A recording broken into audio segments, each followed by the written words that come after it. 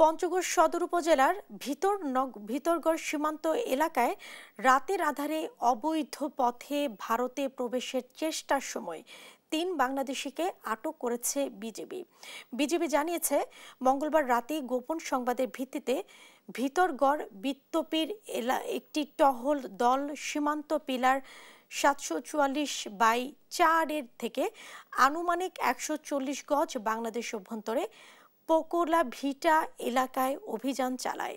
এ সময় অবৈধভাবে ভারতে প্রবেশের চেষ্টার সময় ৩ জনকে আটক করা হয়। বুধবার দুপুরে পঞ্চগড় সদর থানায় আটককৃতদের হস্তান্তর করা হয়েছে। বিজিবি আরও জানায়, ভারতের অভ্যন্তরে প্রবেশের জন্য একাধিক দালাল চক্রের মাধ্যমে মোট ৪৯,০০০ টাকা চুক্তি করেছিলেন। তাদের কাছ থেকে নগদ ৯,৭৬০ টাকা, ২টি বাটন মোবাইল ফোন ও একটি স্মার্টফোন জব্দ করা হয়।